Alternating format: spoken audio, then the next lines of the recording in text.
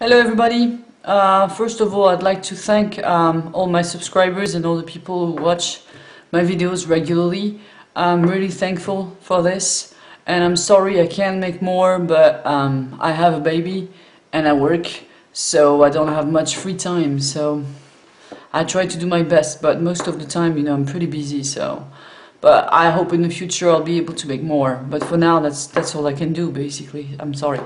So anyway, in today's video I would like to discuss knife handles. I've watched many videos about knives, and a lot of people say that the most important in a knife is the blade.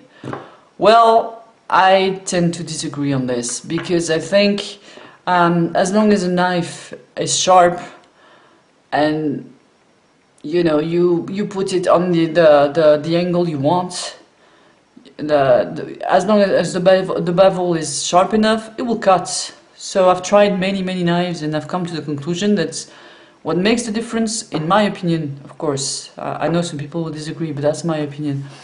What makes the difference is the handle.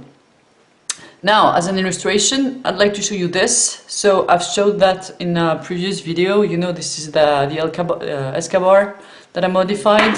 Now, I modified it even more because I find out that the handle, if I show you close, this part here was very thick. So here, this part of the handle, I wanted it to be very comfortable, so when you hold it like this, your hand is kind of stuck in there, it won't move.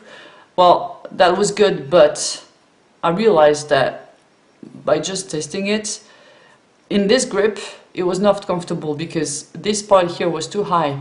So basically, my hand was like this. I had trouble putting my finger on the blade, and that was not very comfortable for a lot of cutting tasks. So what I did was basically file down this part on both sides, and right here as well. Okay, it's hard to show, but basically, okay, here we go.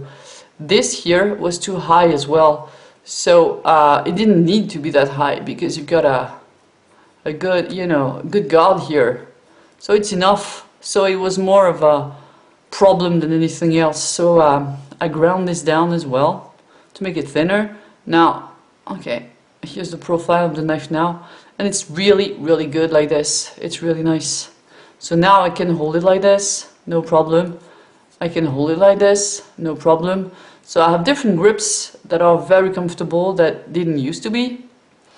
So yeah, so by the way, this is the knife with I fastened the screws properly. So this is what, hang on, I'm facing the camera, so it's not easy. Okay, so this is what it looks like now, with the screws in place properly. Now I realize there's a shadow here because the light is behind that. So basically I should have turned it the other way, but it will have to do for today. So here we go. Yeah, so that's an example. Now, I'll show you another example. This is an old hickory that I modified, and I probably showed it before. So what I did is modify the handle again, right? Okay, this is the handle. It used to be kind of a rectangle, and now, okay, I hope I can show it. Okay, here we go. Okay, so now the handle looks like this. So what I did is ground down these parts on both sides, and I made the choil here a little bit deeper, so my hand would be in place when I hold it like this. But I actually made a mistake on this one because I rounded this part so much that I realized that it's a little thin now. Okay, here we go. Here's the thickness, but it's a bit thin. So I realized that in my next projects, I have a few blades that I'm gonna put a handle on. I'm gonna make the handle a little bit thicker, because what happens is when you hold a knife like this, you got this part here, right here, right, in your hand. Let me put this down. So this part here tends to kind of cringe or whatever you call it in English. So basically you've got like it folds right here, so as you can see. So if you don't hold it like very, let me explain, if you don't hold it like properly, if you hold it quickly like this, not too tight, it tends to hurt here a little bit. So you want a handle that is actually a little bit thick here, not too hurts, okay? Now otherwise the handle, the way it is great. If it was just a little bit thicker, it would be perfect. Now, talking about the blade, this blade is excellent for all kinds of tasks, really. I don't think it gets much better than this. You know, the blade shape, you know, this sweep like this, it's really thin, and but not too thin. It's just perfect, in my opinion. This is a great blade. It's long, it's longer than a Mora, so you can do more things basically. So to give you an example of a handle that works, now I'm not saying this one doesn't work, it does, but I wish it was just a tad thicker. I think it would be much better. But you know, the way it is, it's okay. I think in the future I'll take off the scales and make some new ones just a little bit thicker. Alright, so that's for this one. Okay, now this I've never done this with the camera facing me, so it's kind of strange. Okay, anyway, so this is a Halter Force heavy duty. Now this handle really works. This is very, very comfortable. As you can see, it's thick here, but not too thick. There's this kind of what do you call it, ramp or something right here, and there's a flat part here. So this, for my hand, this handle is really, really comfortable. So it's flat here as well.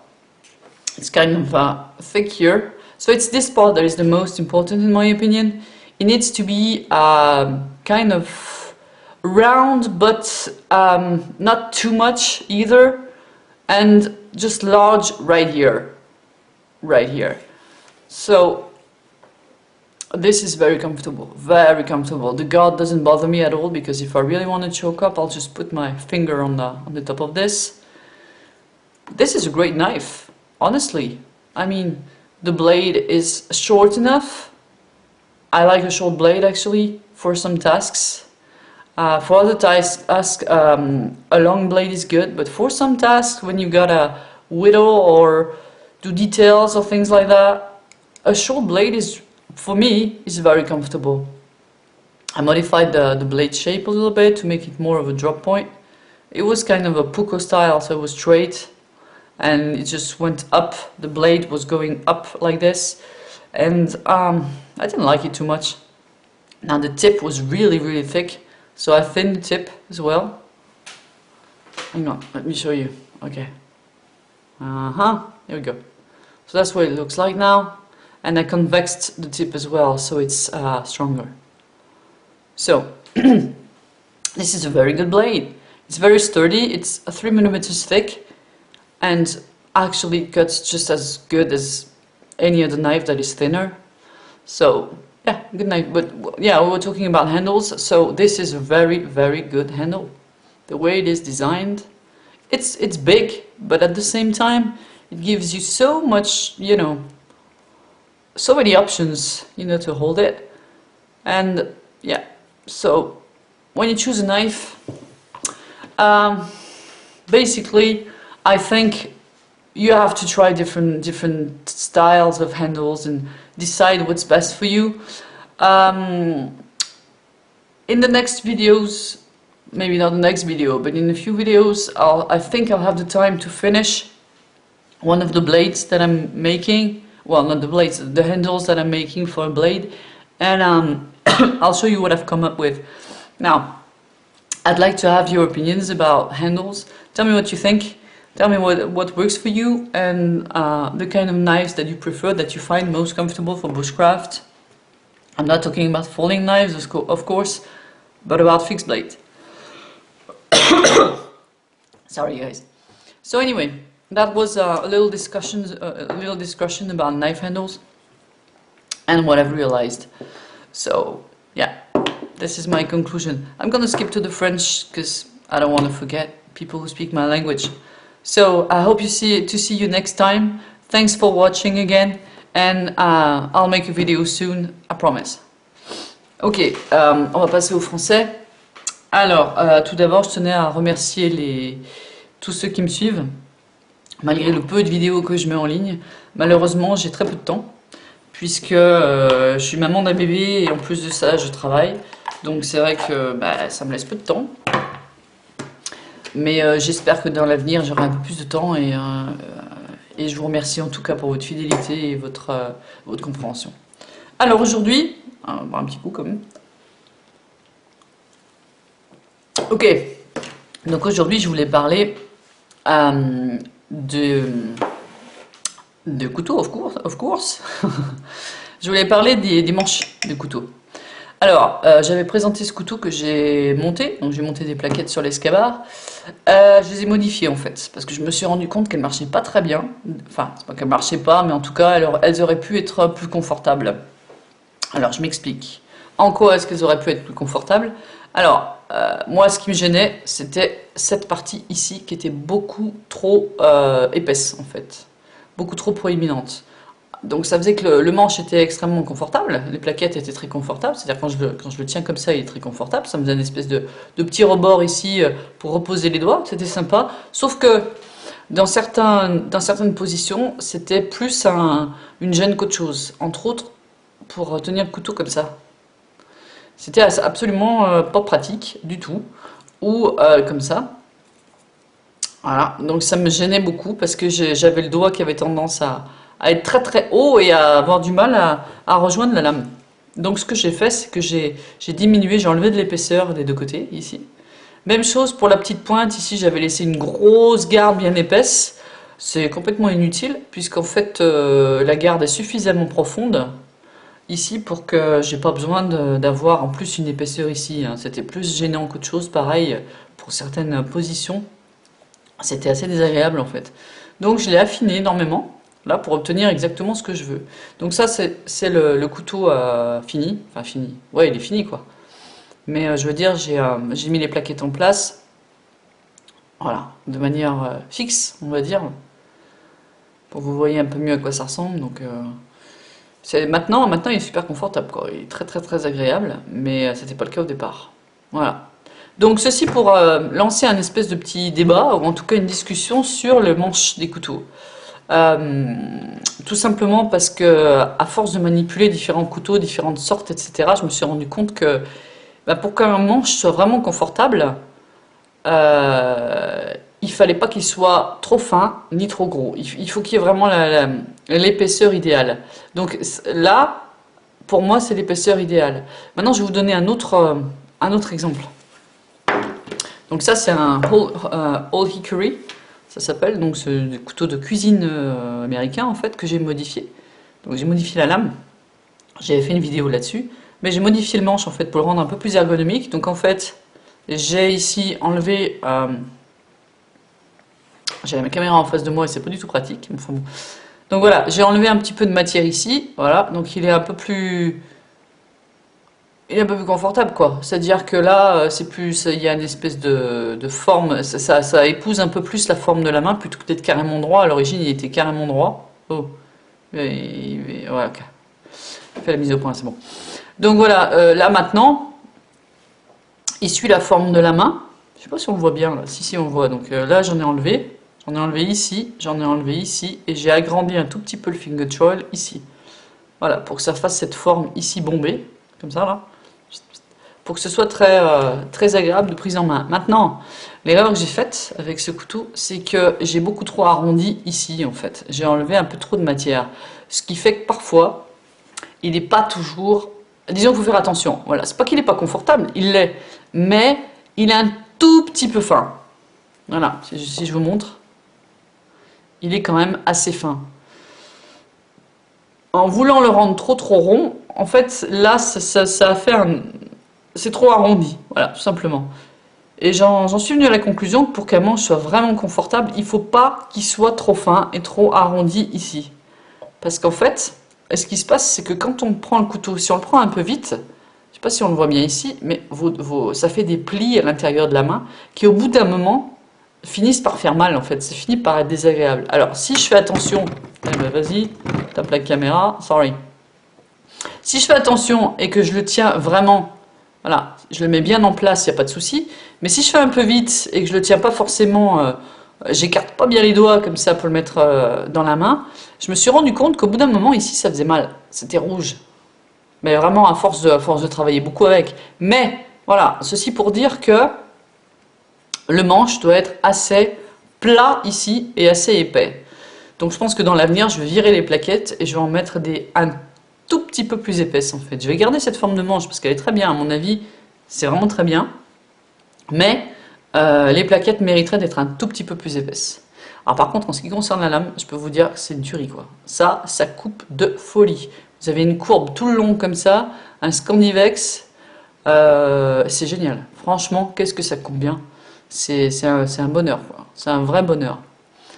Donc voilà, bon ceci pour dire que là, le manche a un tantinet fin quoi. Je vais vous en montrer un qui marche par contre super bien. C'est ça. Ça c'est le Hulta Force Heavy Duty. Ou il s'appelle GK. Je sais pas ce que ça veut dire. Enfin c'est le Heavy Duty, ouais. Donc voilà. Hop. Ça c'est un manche super confortable. Là, comme vous pouvez le voir, c'est un peu plat ici. On a un endroit assez plat. On a une espèce de petit rebord ici, mais qui part en même temps en bisou ici. Ce qui fait que quand on l'a en main, on a la main super bien calée. Mais en plus, on peut avoir tout un tas de positions différentes en fait. Ça ne gêne absolument pas. On repose naturellement le doigt ici. Et je trouve ça hyper agréable. Vous avez le doigt ici qui est calé avec la garde. Donc aucun risque de glisser et de s'entailler le doigt avec la lame. Il est épais mais pas trop. Il est assez long, ce qui fait qu'il est toujours confortable dans n'importe quelle position en fait. Il reste confortable, la main est naturellement bien posée dessus, et pourtant j'ai pas des grosses mains, hein. Mais pour vous dire j'arrive quand même à le remplir. Donc ça, c'est un couteau qui à l'usage, pour l'avoir utilisé sur enfin sur une longueur assez importante, c'est le top. Enfin le top. En tout cas c'est un manche que je trouve vraiment super confortable, il n'y a rien à redire quoi. Alors pour vous le présenter, puisque je l'ai en main, je vous le présente rapido.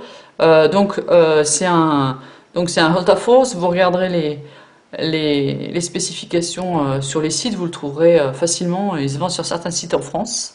Moi je l'avais acheté sur eBay en fait à l'époque. Il vaut pas cher et c'est un super couteau. Franchement c'est un super couteau. J'ai modifié un tout petit peu la lame parce qu'elle était style Puko, donc en fait c'était tout droit ici avec un gros belly en bout là qui remontait. Je suis pas fan. Donc ce que j'ai fait un drop point. J'ai limé un petit peu ici. Ça se lime super bien, hein. C'est un acier qui s'aiguise en 3 secondes. Franchement en 3 secondes, ça tient le fil et ça s'aiguise super bien. Donc voilà, j'ai modifié aussi la pointe parce qu'elle était très épaisse. Donc pour les détails, c'était pas top. Donc je l'ai modifié. J'ai remonté un peu l'émouture ici en bout là. Et j'ai fait une émouture scandinave mais convexe. Pour que la pointe ait un peu plus de force en fait. Donc voilà, ce couteau là, et ben 10 sur 10 quoi. Il n'y a rien à redire, franchement c'est le top. Voilà, ceci pour dire que pour moi, à mon avis, le manche est beaucoup plus important à la limite que la lame. Parce que si vous avez une lame, quelle que soit la lame, à partir du moment où elle est bien aiguisée, que vous n'avez pas un angle trop obtus, c'est-à-dire que l'émouture n'est pas trop comme ça va rentrer. Ça va couper, il n'y a pas de souci, quel que soit le style. Je veux dire que je prenais celui-là, qui coupe d'ailleurs extrêmement bien, ou celui-là, ou l'autre, tous vont faire le boulot aussi bien, à mon avis, hein. Alors, ce qui fait la différence, pour moi, c'est vraiment le manche. Donc, quand vous choisissez un couteau, si j'ai un conseil à donner, d'après mon expérience à moi, c'est vraiment le manche qui fait la différence. Donc, choisissez un manche qui soit assez épais, sans être trop épais, parce que trop épais, vous allez fatiguer les doigts. Mais il faut un manche, donc voilà, où tous vos doigts se positionnent bien, sans trop non plus aller rentrer dans la paume quand vous serrez. Où les doigts soient bien placés, bien agréables, bien en place. Et pour moi, une garde, c'est quand même important. J'avais un couteau de bushcraft qui avait absolument aucune garde. C'était un Entrek. C'est un couteau de coutelier américain. Donc c'était un modèle qui était hyper confortable, mais j'étais pas à l'aise avec ce couteau parce qu'il y avait vraiment zéro garde. En fait, c'était un manche en ovale un peu à la Mora classique.